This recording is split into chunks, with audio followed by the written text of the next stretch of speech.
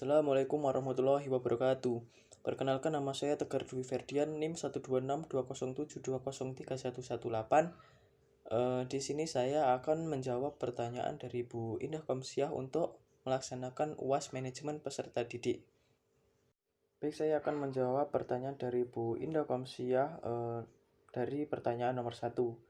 Menurut saya, manajemen peserta didik adalah sebagai suatu usaha untuk mengatur, mengawasi, dan melayani berbagai hal yang memiliki kaitan dengan peserta didik agar peserta didik mampu mencapai tujuan pembelajaran di sekolah, mulai dari peserta didik tersebut masuk sekolah sampai peserta didik tersebut lulus dari sekolah. Tujuan manajemen peserta didik adalah mengatur kegiatan-kegiatan peserta didik agar kegiatan-kegiatan tersebut menunjang proses pembelajaran di lembaga pendidikan atau yang disebut sekolah. Lebih lanjut, fungsinya adalah agar proses pembelajaran di lembaga pendidikan tersebut dapat berjalan lancar, tertib, dan teratur sehingga dapat memberikan kontribusi bagi pencapaian tujuan sekolah dan tujuan pendidikan secara keseluruhan. Kemudian ruang lingkup manajemen peserta didik yaitu dari satu, perencanaan peserta didik, kemudian yang kedua, penerimaan peserta didik, yang ketiga yaitu orientasi peserta didik, yang keempat yaitu mengatur kehadiran dan ketidakhadiran peserta didik, yang kelima yaitu pengelompokan peserta didik, yang keenam mengatur evaluasi hasil belajar peserta didik, yang ketujuh mengatur kenaikan tingkat peserta didik, yang kedelapan mengatur peserta didik yang mutasi dan drop out, dan yang kesembilan yaitu kode etik, pengadilan, hukuman, dan disiplin peserta didik. Kemudian fungsi peserta didik bagi pendidikan itu sangat penting yang dapat dilihat dari fungsi yang berkenaan dengan pengembangan individualitas peserta didik. Fungsi ini diharapkan dapat membuat peserta didik mampu mengembangkan potensi-potensi individualitasnya tanpa banyak hambatan. Potensi-potensi tersebut meliputi kemampuan umum yaitu kecerdasan, kemampuan khusus yaitu bakat, dan kemampuan-kemampuan lainnya. Yang kedua yaitu fungsi yang berkenaan dengan pengembangan segi sosial peserta didik. Fungsi ini berkaitan erat dengan hakikat peserta didik sebagai makhluk sosial. Fungsi ini membuat peserta didik mampu bersosialisasi dengan teman sebayanya, dengan orang tuanya, dengan keluarganya, dengan lingkungannya sekolah, dan lingkungan masyarakat di sekitarnya. Yang ketiga yaitu fungsi yang berkenaan dengan penyaluran aspirasi dan harapan peserta didik. Fungsi ini diharapkan mampu membuat peserta didik bisa menyalurkan hobi, kesenangan, dan minatnya, sebab hal tersebut dapat menunjang perkembangan diri peserta didik secara keseluruhan. Yang keempat yaitu fungsi yang berkenaan dengan pemenuhan kebutuhan dan kesejahteraan peserta didik. Fungsi ini membuat peserta didik sejahtera dalam menjalani hidupnya. Sebab jika hidup seorang peserta didik sejahtera, maka ia akan memikirkan kesejahteraan sebayanya. Jawaban dari nomor 1 ialah berikut. Baik, saya akan menjawab pertanyaan yang kedua. Menurut saya, manajemen peserta didik merupakan pengelolaan lembaga pendidikan yang berkaitan dengan peserta didik, mulai dari awal penerimaan hingga peserta didik dianggap telah lulus. Manajemen peserta didik juga dapat diartikan sebagai suatu proses pengurusan segala hal yang berkaitan dengan siswa di suatu sekolah, mulai dari perencanaan, penerimaan siswa, pembinaan yang dilakukan selama siswa berada di sekolah, sampai dengan siswa menyelesaikan pendidikannya di sekolah. Manajemen peserta didik juga beroperasi untuk membantu kelancaran upaya pertumbuhan dan perkembangan peserta didik. Prinsip manajemen peserta didik yaitu 1. Peserta didik harus diperlakukan sebagai subjek bukan objek, sehingga harus didorong untuk berperan serta dalam setiap perencanaan dan pengambilan keputusan dengan kegiatan mereka. Yang kedua yaitu kondisi peserta didik sangat beragam, ditinjau dari kondisi fisik maupun intelektual, sosial, ekonomi, minat, dan lainnya. Karena itu diperlukan wahana kegiatan yang beragam sehingga setiap peserta didik memiliki wahana untuk berkembang secara optimal. Yang ketiga yaitu peserta didik hanya akan termotivasi belajar jika mereka menyenangi apa yang diajarkan. Kemudian pengembangan potensi peserta didik tidak hanya menyangkut ranah kognitif, afektif, dan psikomotorik. Secara umum, fungsi manajemen peserta didik adalah sebagai wahana bagi peserta didik untuk mengembangkan diri seoptimal mungkin, baik yang berkenaan dengan segi-segi individualitasnya, sosialnya, aspirasinya, kebutuhannya, dan potensi lain peserta didik. Baik, saya akan menjawab pertanyaan yang ketiga, yaitu Pendapat saya tentang perencanaan peserta didik.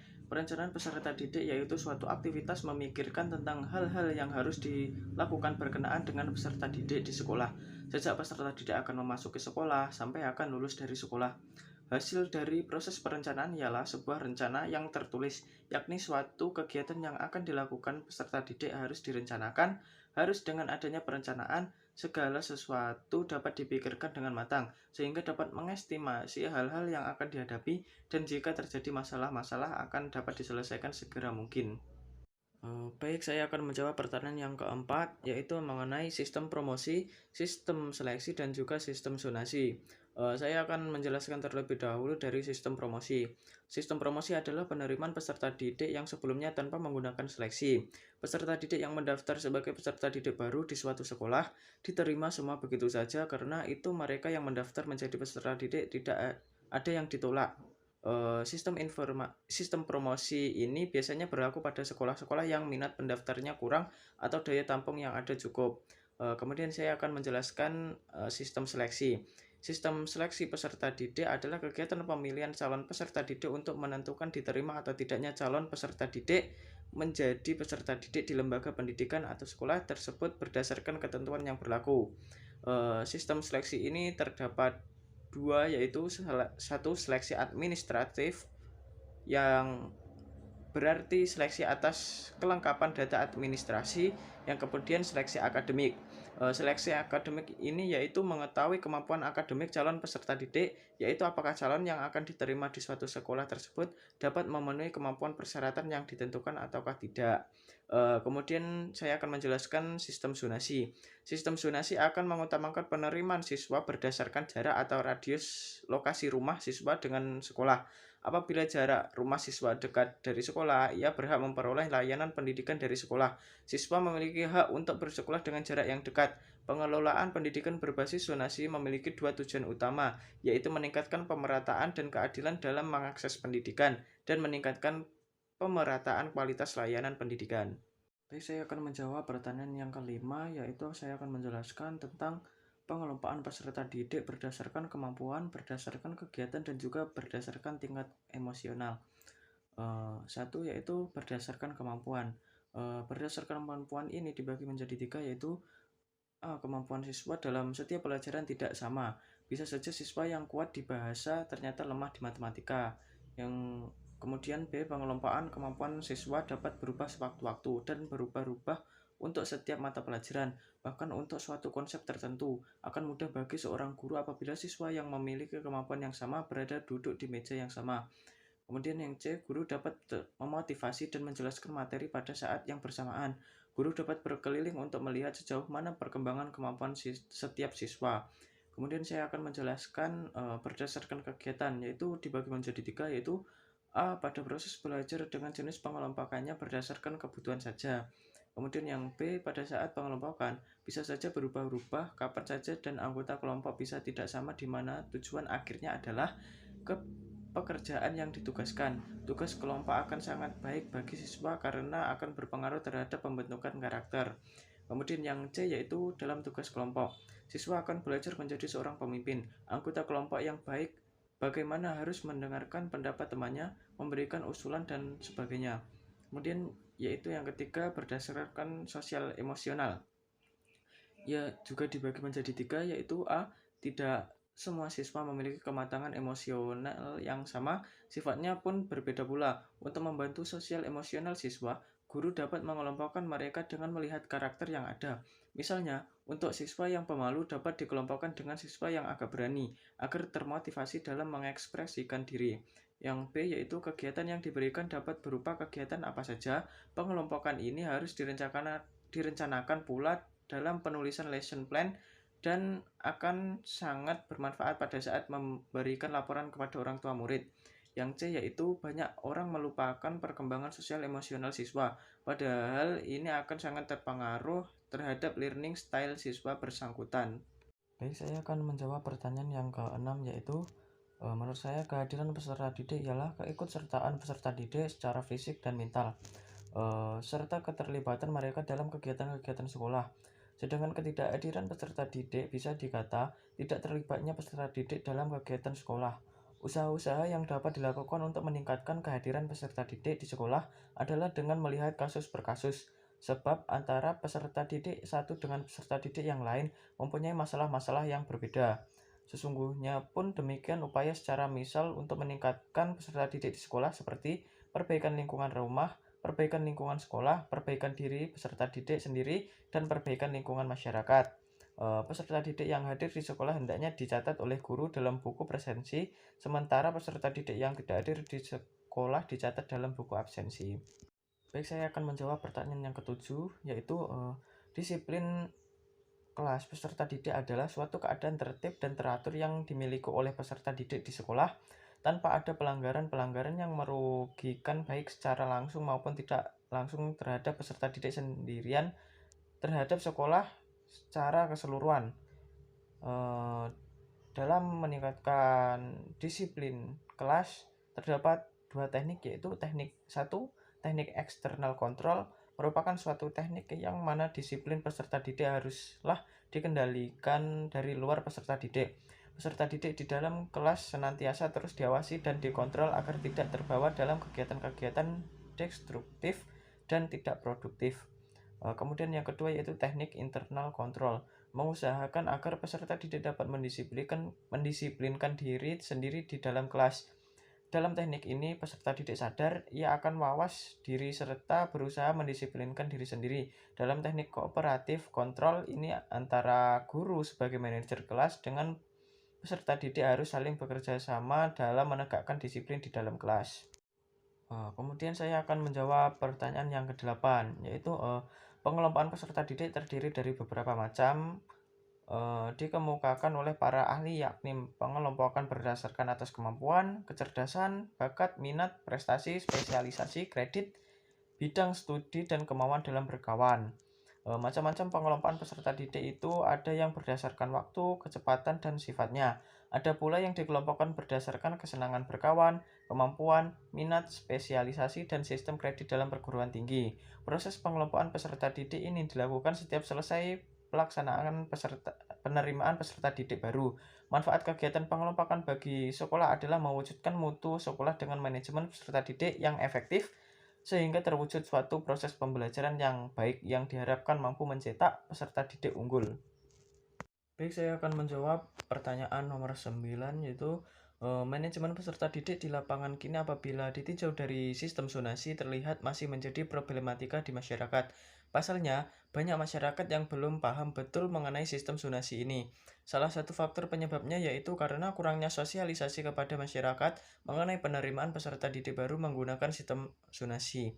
Dan dalam pengelolaan manajemen peserta didik dari segi sistem zonasi ini tidak luput dari pengoptimalan fungsi manajemen itu sendiri, yaitu planning, organizing, actuating, dan controlling. Saya kira sistem zonasi yang sudah diterapkan semenjak tahun 2017 lalu dalam memanajemen peserta didik sudah dapat terkontrol dengan baik. Maksudnya, sekolah-sekolah sudah tidak lagi mengalami kebingungan dan kerancuan dalam menjalankan prosedurnya. Manajemen peserta didik di lapangan kini apabila ditinjau dari pengelompokan peserta didik menurut saya sudah berjalan dengan baik dan efektif, walaupun ada beberapa sekolah yang saya temui terkadang masih memiliki kendala dalam pengelompokan peserta didiknya dikarenakan dari personality peserta didik itu tersendiri kurang terbuka dan data yang dimiliki kurang akurat, sehingga terkadang pengelompokan kurang tepat sasaran. Kemudian manajemen peserta didik di lapangan kini apabila ditinjau dari macam-macam kenaikan kelas tentunya sudah dapat mengoptimalkan fungsinya dalam mengelola kenaikan kelas peserta didik. Peserta didik yang telah menuntaskan pendidikannya selama 1 tahun atau 2 semester dan telah memenuhi syarat maka kedepannya berhak untuk dinaikkan ke kelas berikutnya. Dan dalam hal ini, manajemen peserta didik pada saat ini memiliki prosedur-prosedur yang memang berjalan sesuai dengan ketentuan-ketentuan dari pemerintah maupun ketentuan dari masing-masing sekolah untuk mencapai tujuan pendidikan. Baik, saya akan menjawab pertanyaan nomor 10. Judul skripsi yang saya baca yaitu Manajemen Peserta Didik di SMAN Dubalintau Buo, Kabupaten Tanah Datar. Penulisnya yaitu Sakinah. Jenis penelitian ini menggunakan pendekatan kualitatif deskriptif.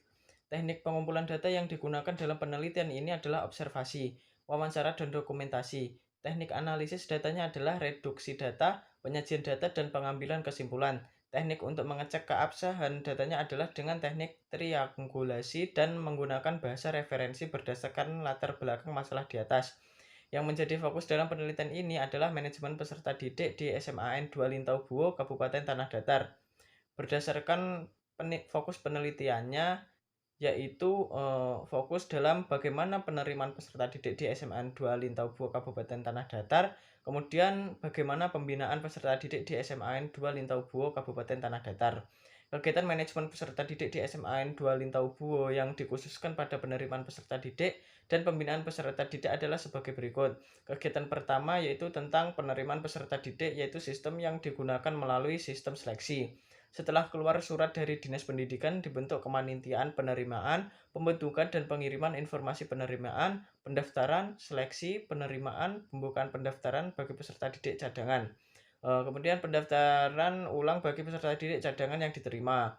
Kegiatan selanjutnya pembinaan peserta didik dimulai dari kehadiran dan tidak hadiran peserta didik. Pembinaan kedisiplinan peserta didik, pembinaan kelas efektif, evaluasi hasil belajar peserta didik, pembinaan dan pengembangan diri peserta didik, mutasi dan dropout sampai kepada kelulusan dan alumni. Kemudian SMAN 2 Lintaubuo, kelulusan peserta didik adalah 100% dan peserta didik melanjutkan ke perguruan tinggi. Berikut tadi adalah penjelasan dari saya tentang soal manajemen peserta didik dari Bu Indah Komsiah. Sekian dari saya. Wassalamualaikum warahmatullahi wabarakatuh.